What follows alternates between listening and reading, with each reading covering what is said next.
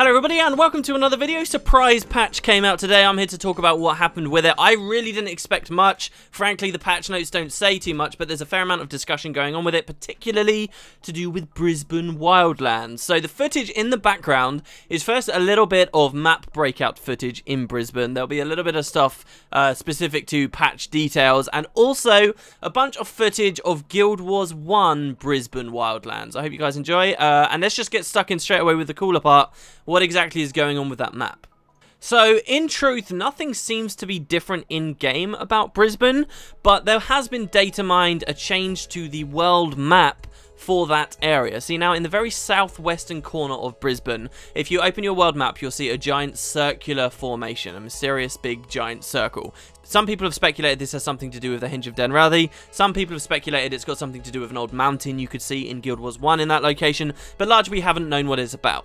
For what it's worth, I do not believe this has anything to do with Denrathi at the moment. For those out of the loop, the Hinge of Denrathi was a place in Gw2. There will be footage of it in the background, where a group of humans hiding from the white mantle of Kryta went to conceal themselves. It was a giant druid, now abandoned druid city, basically. And it was protected by powerful magics that meant basically, unless you completed the druid's ritual to gain access to the area, you couldn't be found. And so the idea is, in Gw2, you can go to the ruins of Denrathi. You can see that in Brisbane Wildlands, very close to where I'm talking about in this video.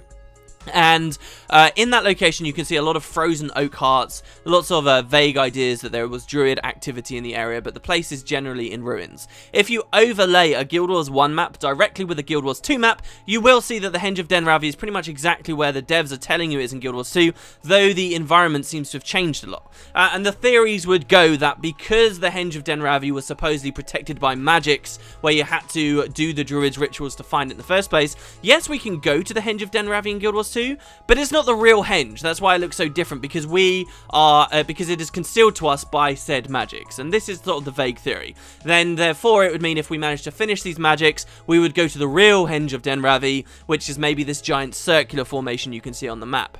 That is not my personal interpretation of what happened. I believe that the ruins of the Henge of Denrathi you see in Gw2 that are currently traversable and explorable and viewable already in game, that's it. I actually don't think we'll get much extra lore on the Henge of Denrathi, but I could be wrong about that. Obviously the Season 2 arc is going to be dealing with the depths of the Maguma jungle, and the druids are a big part of that area's history, and in particular there are a few cool theories about a relationship between them and the Silvari, and so forth. Anyway, so what has happened? Nothing has changed, as I say, in-game, but there was data mined a new version of the world map where this giant circular formation in the southwest of the Brisbane Wildlands is no longer there and has been replaced by a new area. You can find the footage of this in the background. Credit, as always, to many of these data mine topics, which I'll be going into quite a lot in this video, goes to that shaman who works very hard on doing this every single week. Every time there's an update, he's got a bunch of stuff out. But so this is what the area will look like in the future. There's very little we can pick out geographically of what has changed here, but it does look like there could be some kind of a portal in the area, or so some of my friends speculate, in the very, very southwest. You see that white-looking triangle thing? Some people are saying, hey, maybe that is a portal. I'm a little bit skeptical. Yes, we have had the release page from ArenaNet that says, look, Season 2 begins July 2nd, I think it was, and it's showing a portal. I'm not sure they would put it there, but it would make sense that if they're going to add a new portal to the Brisbane Wildlands, they would put it in this new area of the map that they're planning on addressing. If you break out in-game, though, despite the fact there is this map available to view, if you break out, it's the same giant circular area that has always been there, and not very telling of any changes that will be coming into the game. I will point out that that giant circular area is very unlikely for most maps. If you ever break out of a map in Gw2, you go far over those cliffs beyond where the devs expected you to go. Usually you just find the end of the map. You just find a big wall out into nothingness, or you find a way to drop down into the waters below, the void as I've always called it. You can swim around and do various glitches. Brisbane Wildlands has always been a bit weird, a bit of an exception to that. For some reason in the southwest of this corner, there has always been this giant, like, quarter of a circle, this giant empty dome out there that suggests even back at launch, the devs plan to have something there. This big circular thing we see on our world maps that now will supposedly have a change to it was always planned to be something. That's why the terrain was sculpted in that way, and that's why there's such a significant mark out on the world map. On the topic of them planning stuff since release, something else I find very interesting is in-game, if you break out Go to the Brisbane Wildlands, you can see on your map that has always been there since launch, a sort of black-looking circular formation. Looks like maybe a mushroom that we're viewing from top down, perhaps even something like a tower, right? Well, in-game, that's not represented. It's there on your world map, but not physically on the in-game map. Now, if you look at the new data mined map that will eventually replace what we're seeing here, you'll see not only is that black tower looking thing still there, but the devs have added multiple more black towers and what look like bridges nearby too. And what does this mean? It means that the black tower we can currently see in-game on the map, but was never actually added to the terrain, will be added to the terrain once Season 2 comes out, and with it, a few more will be added.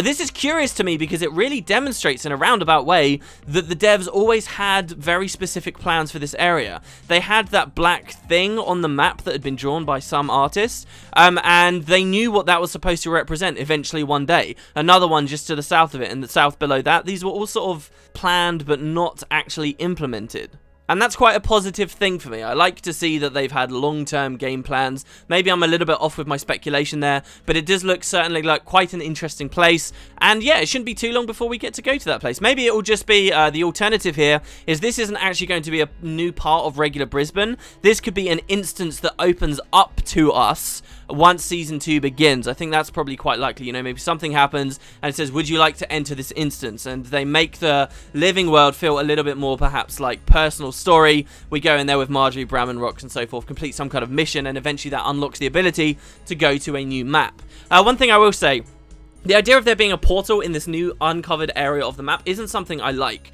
They've always had in Brisbane Wildlands set up 2 portals there, okay, for players to see. One in the fort, one on the far side of a broken bridge in the northern side of the map. These have been fun portals to look at, and us as a community, we can speculate and say, oh, eventually we'll be able to go through there. I think it would be a mistake for ArenaNet to begin Season 2, and yes, give us a portal to a new area in Brisbane Wildlands, but to, instead of using one of the existing portals, throw one in for us in a totally different area. To me, that really devalues the idea of speculating about anything in the game. Why give us those initial portals if you're not going to respect them and use them when finally there is content that calls for them to be opened up? Why, if they add a new portal in the southwest rather than the existing ones, why should I care about any portal I ever see in Gw2 that might be hinting at future content if they're just going to dismiss it and not use it anyway? Now, that doesn't mean, of course, in the future they could still use those portals, but it does devalue it to me, and I think it would be maybe a bit of a mistake. So maybe that's my speculation there. This new area we see on the map that will eventually be added, I think is probably going to be some kind of instance mission, and then one of those other portals, possibly the one in the fort to the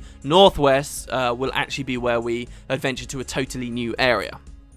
Something interesting as well about the map, if you do have a look, if this supposed white dot here on the data mined map represents a new portal location, it would suggest that we're going slightly south of the Brisbane Wildlands, but also west of Metrica Province. And if you do look at the world map, it looks very clearly like there should be some kind of explorable area there. There are multiple big chunks out there in this region of the world, and that looks like a really likely one for us to finally be able to travel to. So who knows, maybe we will be getting to go there. If you line this up with the Guild Wars 1 stuff, and that's what much of the footage in this video is going to be, you will see that it does line up with previously accessible areas in this franchise, namely the giant circular formation is a place called Dry Top in the first game. That's where you can see me running around. Dry Top was not a map that had particularly a lot of lore. It didn't even, I believe, have any quests. It was an optional route through the game. If you weren't completing the main story, you'd have to walk through Dry Top, but otherwise you'd just be teleported straight past it. It was just one of those quirky, cool little areas you'd go to for, you know, 100% completion in your Hall of Monuments, for example, or the Vanquisher title. Cool place, but little going on. I'm certainly not going to say no to being able to re-explore Dry Top. And the other area is Tangled Route, which also you can see me exploring, and that seems like if they were to add a new explorable area to the south of what we're currently seeing, Tangled Route would be absolutely the place that we would end up exploring. Again, very little lore exclusive to those regions, but it would be nice to see how ArenaNet like adapt the world and the terrain and bring it 250 years into the future. Alright, hopefully I didn't lose you too much there. Let's talk about actual stuff that came out in the patch. First, we'll go over Black Lion things. Number 1 is a new convenience feature they've added to the game that allows you to have 3 crafting disciplines. This is a really deprecated feature of Guild Wars 2. The idea that it's totally arbitrary, right? You can have just one character be a max of all the 8 disciplines, and there is no sense in Guild Wars 2 of saying to someone, hey, my name is Liss, and I am a jewel crafter. There's no sense of making a new alt who you then want to master another discipline you've never seen before. It's all open and very easy and free to swap through. They're adding even more convenience here. They're diluting it even further. With for 800 gems, you can now have 3 crafting disciplines instead of just the 2. I mean, people are going to buy it. Do I think it's a mistake? Not really. I think they're just embracing the fact that the game is already so open with the disciplines. Of course, you're going to save a lot of money if you just have 2 disciplines per 4 characters, and there you go, then you're done. But this kind of convenience thing, I kind of like. These account unlocks, these extra things, I do enjoy it, I must be honest. And I might end up buying it, even though I'm 100% aware it is not worth money, purely from a financial standpoint. Also, the Mystical Dragon finisher is now in the game. This was something that was there in mind a while ago. Many people, including I, were speculating this was going to be a reward for the new Dragon Bash festivities coming up later in the year. I guess they decided, no, whatever, we'll just do another Black Lion thing. It is a shame when you see something cool, and then again, it just turns out to be something in the Black Lion store. In fact, have they ever released a finisher, aside from the World vs. World ones, that's actually, like, acquirable in-game? I mean, they have so much room to implement that kind of stuff, particularly in PvP, unlocking new finishes for finishing, you know, specific, class-specific title tracks and things like that you just never do. It's just always, hey, Black Lion store finisher, another finisher, another finisher. My interest in this is incredibly low. I don't even care to look up online what the damn thing looks like. It's just another finisher for another lump sum of gems. They did do some interesting changes to Black Lion chests. They actually have their own UI now. Instead of just double-clicking a key and it will unlock a chest, and then you double-click the unlocked chest and it opens it for you, now you can double-click the chest, and on screen will appear a totally new UI window where it prompts you to buy a key from the gem store. The wording is really kind of funny to me. It says, oh, here, you can click this to attempt to buy a key that might be on sale on the gem store. Worded very interestingly, but I guess this leads people even more into the gem store to buy those keys, gets them more money, I guess, in a roundabout way. And at the bottom, you'll also see that it shows what your rewards from those boxes are. What I find curious is it's got 3 that have dice on them and basically say, hey, look, there's a random item that will come from here. But currently, for the next 2 weeks with this change, you're guaranteed to get a new item that is dust for crafting a new type of booster, which I'll talk about in a second. But one of the things I find interesting now is that because they've set up this UI, they can actually encourage people to open different chests at different times of the year. So for 2 weeks, you're guaranteed to get dust out of these chests. What happens after these 2 weeks? Well, they can do other promotions where you're guaranteed to get other specific items from the Black Lion chests, and it encourages people to play into that gambling aspect of the game a little bit more. I've always thought that the Black Lion keys and chests, the way that they did it in this game, is kind of poorly implemented. Other games, like if you think about, say, TF2, the reason they earn so much money, and I'm sure ArenaNet earn a lot of money on their Black Lion chests too, but one of the biggest reasons why they earn so much is the chests themselves aren't crazy common. If Guild Wars 2 had a system where the chests were really rare, people would really want to open them up with a key once they finally got a chest drop. As it stands, we basically view them as trash loot, right? We just throw them away. They're not worth anything to anyone. If they were crazy rare, and I had only seen maybe 2 or 3 drops in my time of playing the game, maybe a few more, you know, let's up it to 20. Even if it was that rare, every time I got one, I would probably think to myself, damn, I've actually got a chest. Maybe I'll go buy a key. They completely missed out on that with Guild Wars 2, and I guess they're trying to do some more interesting things with the system, but I really think the best thing they could do is just slowly, and they should have started doing this a long time ago, just slowly decrease the drop rates on Black Lion chests throughout the game, so they begin to appreciate and people get excited when they finally get a chest that drops. Just my opinion, I doubt they'll ever do it.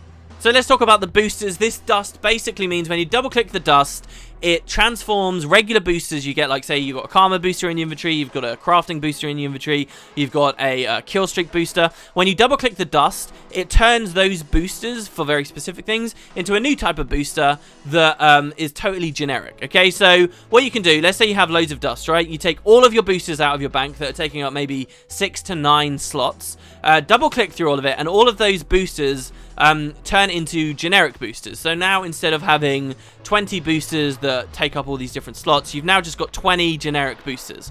And with these generic boosters, when you double click one, it says to you, okay, what do you want? Do you want a karma boost? Do you want a World vs. World experience boost? Do you want this boost, this boost, this boost, this boost? And in this way, you're saving slots in your inventory. It also, in a roundabout way, is giving you a method to convert, say, useless experience boosters or crafting boosters into really useful World vs. World experience boosters, as far as I can see. So it's kind of cool, and as I say, they are guaranteed dropping from Blackline chests for the next 2 weeks, so maybe take advantage of it if you've got some keys or do some key farms. Moving on, away from Blackline changes in the game, let's talk about the World vs. World rewards. You guys who participated in the season as it's now ended, you will have noticed that you did get your tickets sometime earlier this week. These tickets, if you've been out of the loop, you get a certain amount of tickets depending on how well your server did in the tournament, and these tickets can be traded for really nice rewards, including a unique set of skins with new vendors that are being added to World vs. World. So this is your incentive to do well for your world. The better your world does,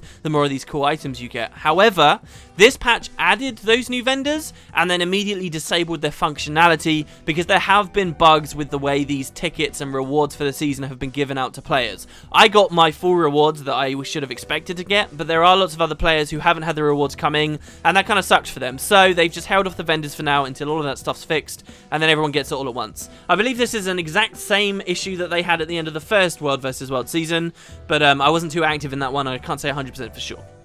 Been a few changes specific to the Festival of the Four Winds patch. Number one, the newly found and applauded technique for killing Liadri through lifesteal has been nerfed.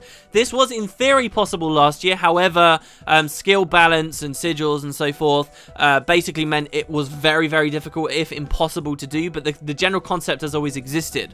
You can kill Liadri without throwing any orbs at her. This makes it easier because she's not running at you, whipping you and stuff like that.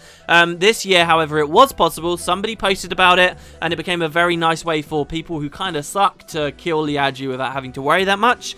They've now nerfed that. They've said, and I think this is kind of weird because I think it's so interesting. You know, it's a really cool way of playing into game mechanics, but maybe they felt that it devalued the encounter too much, and so now, while she's in phase 1, she actually has health regen. So yes, you can still lifesteal on her, but she regens it very quickly, and in theory, this is now an impossible way of killing Liadri. And all you guys who sort of skipped, good job, you skipped it in time. Everyone else, you're left in the dark, and you've got to do it like the rest of us. Other changes to the Festival of the Four Winds include a nerf or buff, depending on your perspective, to the boss blitz. Once it drops to bronze tier rewards, as in you suck in your overflow and nobody can really kill them in time, once it drops to bronze, the mobs will now become way easier to kill and do way less damage, in addition to the original loss of mechanics that they don't gain the other bosses' effects anymore. So now it's really easy to do boss blitz, even with people zerging around. It doesn't mean it's the best farm out there. You will still be getting outpaced by a long way by people who actually play it properly, but now people shouldn't be so frustrated that they can't do anything. One of the key changes is the fact one of the bosses, Boom Boom Banes, she has a mechanic where she spawns a turret. While the healing turret is there, it heals her up massively. A lot of people failed to understand this and couldn't DPS the turret, so it would spend hours in the boss blitz just trying to kill this one boss because nobody retargeted, or not enough people retargeted. Recognizing this flaw in the community's abilities, ArenaNet have now removed the turret completely when it gets to bronze reward, and so it rolls through quite quickly. And lastly, probably the biggest change, the Chaos of Lissa backpiece has now had its drop rate massively increased. It does look like, before this patch, the drop chance on it was somewhere around 1 in 10,000 gauntlet chances. That has now been hugely increased by at least 100 times, so I've heard. And if you now look on the trading post, though the trading post is kind of bugged at the moment in the game, if you do look, you'll see there are plenty for sale. Instead of 1,500 gold, they're now selling for around 150 gold. I feel sorry sort of for the people flipping that item, but let's be honest, it was very curious that ArenaNet would add a mega RNG item like this to the game, and maybe it was unintentional. I like to think it was intentional, and they were just sort of testing the waters, see how the community would react, and now they've realised, okay, the community wasn't receptive to it, and they probably won't do such a thing in the future. But there you go. Let's talk about some miscellaneous changes. First of all, there's a bunch of patch notes about how skill tooltips have continued to be improved. This is something that many people feel is very important, and it's continued to happen over many of the previous patches. There's been a couple of small bug changes with professions, but nothing too substantive. This I'm kind of happy to see because, frankly, there were quite a few posts on Reddit recently where people were showing off a lot of the cool secrets and weird things about their classes. Like, for example, Elementalist Gw2 in Earth Attunement blocks projectiles. That's cool, right? And these kinds of things seemed like they were maybe unintentional, and I was ready for ArenaNet to have read those threads and just been like, alright, we're nerfing. They didn't do that, and I'm actually very happy about that because I think those are really cool quirks and exciting things about their combat system. It remains to be seen whether they'll be nerfed in the future. But yeah, a couple of bug changes, mostly skill tooltip changes for the classes. Guardians sort of had a big one, and that is that other players can now hear their shouts. One of the most common things you'll ever hear in Guild Wars 2 is warriors running around saying, "For great justice!" and "on my mark," and so forth, right? That plays to everyone. Guardians have always been bugged, and their shouts, such as "retreat," have never worked. However, now they do, so now you'll be hearing a lot more noises going off in combat. There is still another bug with Guardians, though, apparently, and that is that their shout, "hold the line," has never had any audio playing for it, and that's because before launch there was a bug with the female Sylvari version of that line, and since the devs couldn't fix it, they just removed it entirely from the game. Maybe they'll add it back at some point, but I learned about that today. Thought I'd share it. Now, a couple of unlisted changes that I do think are important, one that's kind of close to me, I guess, is a change to the Triple Trouble Worm. Triple Trouble Worm I've been kind of sad about recently because it's got a little bit too easy for me. Yes, unorganized groups, I can concede to you, cannot complete the worm. But with just a little bit of organisation, you can now, and there's less to focus on than you'd really expect, and it's not as engaging as maybe it was when it originally came out, and that's to be expected. People get better at content, sure. There has been a change to the worm, an unlisted change that some people I've spoken to believe this could just be a bug that will be fixed, but I think maybe it was an intentional change. You guys might remember last patch, they just randomly, without saying anything, swapped one of the bosses in Honor of the Waves for a much harder one. They nerfed the dungeon, or, you know, tried to make a part of the dungeon slightly more engaging for people. Now, that fell through because people just jump on a roof and kill the troll anyway. It was nothing but a minor inconvenience. But ArenaNet do have a track record for making changes to try and make the game slightly harder or different in areas and not mentioning on the patch notes. This seems to have been what happened with the worm. For people who've never done worm, one of the key mechanics of the fight is every now and then the worm will spit out a bunch of eggs. These eggs, if left alone and not DPS to death, will eventually hatch into grubs. The grubs have crazy like AoE nuke attacks that can just rip your Zerg to pieces while you're trying to damage the worm. So the idea of the game is to stop these eggs from hatching. One method you could do, the strongest method, I actually posted a tutorial for it on my second channel a while ago, is that you can block the eggs while they're in midair. While they're flying through the air as they've been spat out of the worm's mouth, they count as projectiles. And by using skills like Swirling Winds, you could block those projectiles from ever existing, block the eggs from landing, and of course, therefore, that means no grubs. And once this was found out, the worm became much, much easier across all three heads. It was a huge amount of pressure that was lifted from groups trying to kill them. You just need to set up a couple of players that could adeptly block the worm eggs. Now that with this patch there's been a change to this. Now if you try and block eggs, say with Swirling Winds, some eggs get through the Swirling Winds. And this means that sometimes eggs land and there's still a threat of grubs even if you're using egg blocking tactics. Now some people are saying, this is definitely a bug, but I actually think it's improved the encounter in some ways. It means not only now do you have to set up a couple of people to block said eggs, but once you've done that, you don't make a huge chunk of the encounter arbitrary and remove it from play. Once you set up these egg blockers, no one ever has to worry about DPSing grubs or eggs down anymore. You don't have to set people up for that. It shallows the encounter, right? Now, they're basically saying under the new implementation, if it's not a bug, they're saying, right, you need people to block because you're still going to get rid of like 75% of the eggs each time. So you still want egg blockers, that's still a component you have to work with, but at the same time you still have to play with this mechanic a little bit. You do still have to have a few players who are focusing on breaking the eggs quickly, and it keeps the mechanics live, right? And I think that is a more positive thing for the worm to be, especially as someone who's come from the stance of saying a lot recently, I want this stuff to be harder and I want it to be more engaging. I cannot now complain that it's become become a little bit harder and more engaging because of these eggs. So my thought is perhaps this is an intentional change, an undocumented but intentional change. And as well, on the topic of it being a bug, I mean, I know ArenaNet's had a lot of weird bugs in the game, but that's a very odd bug, isn't it? That's a really weird bug for some eggs to now have the parameter that they are unblockable on them, while other eggs are still blockable. Like, how would that just randomly happen? It seems like something intentional they would tweak, and I am actually in agreement with the tweak. We'll see what happens. Maybe they'll change it again. I'm sure there's going to be a fair bit of QQ from people misunderstanding this and believing it's just a bug that they're going to have to work around, and frustrated that their encounter just got slightly harder. But I do think it's for the better. I really do. I'd love to hear what you guys think about that one too. Again, with unlisted changes, I gave you an example. Last patch, there was a big change to Honor of the Waves that frustrated many people. They just seem to not mention dungeon changes at the moment in their patch notes. There have been some more. Some guys were compiling them Reddit. You'll find a link in the description down below if you want to check them out. Some of the big ones, though, are that the Spider Queen in Ascalon Catacombs right at the start, she has an attack where she drops this really powerful poison field that takes massive damage and you're supposed to stay out of.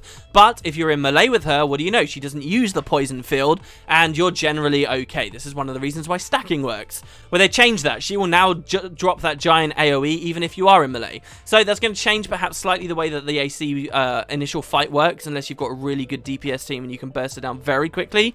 Because now basically she's going to drop that AoE and nuke you all to death straight away. There was an interesting change in COE where the golem that appears on all the paths in the middle actually is no longer stationary and he moves around now. And that could have improved the encounter. It could in theory mean you can pull him away from the turrets that are buffing him, maybe even to a wall and just fire your greatsword, rush him down. And we'll see how that goes. But there have been changes, just letting you guys know, and there is a link down below to check them out for yourself. Lastly, let's talk about a little bit more data mining. That map wasn't the only thing that was data mined. There are a few text strings that suggest the devs have some kind of feature underway for compensating people who crafted 2 of the same legendary. Obviously, with the wardrobe system, some people might not want 2 legendaries anymore since they can just apply the skin and that's all they ever really wanted. That's just my speculation, but here's the text strings themselves. One text string says, "Some legends are so great they must be experienced twice." One says twice told legend, and one says present a matching pair of bound legendary weapons to historian Dozer in the Vigil Keep. My theory is that this is going to be an NPC you can speak to, and he will unaccount bound one of your legendary weapons so that you can sell it on the market, or perhaps just compensate you directly for that legendary weapon. Maybe give you a couple of the gifts that you use to craft it, and then you can go and take them somewhere else. That's my idea. The second one as well that says twice told legend sounds like maybe it's a title, but it'd be a weird thing for them to do, to add a title for people with duplicate legendaries and no title for people with just a bunch of other legendaries. We'll see though. Last of all as well, a couple of gem store things that look like they're coming up. Number one is it looks like they're going to add a new toy for like water balloon fights. Very summery themed thing I would expect to see in a couple of months when summer's in full swing. There's one that is an experimental item we may never see, a bit like those paper bags you could have over your head or the schoolgirl clothes. But this is a table you can set up, and when people interact with it, it gives them all bobbleheads. That looks awesome. And lastly, a new instrument is coming into the game, and that is a lute. So that's going to expand your capabilities as a band. I'm kind of sad to see that now there are so many instruments and so many features to support them. I haven't seen that many videos about instruments. If you guys have got any really cool like bands going around Tyria doing stuff, let me know. Give me some links. I really want to see what people are pulling off with these instruments, because I'm not musically inclined at all, but I would be so interested to see what people are up to. Anyway, there you go, guys. That is the patch video. There weren't even that many notes this week, and we weren't even expecting a patch. But as you can see, there's plenty to talk about. Hopefully now you're in the loop. Let me know what you thought about what changed. Obviously, it's nothing really substantial in game. But yeah, I hope you guys enjoyed. Have a wonderful evening, and I will see you tomorrow.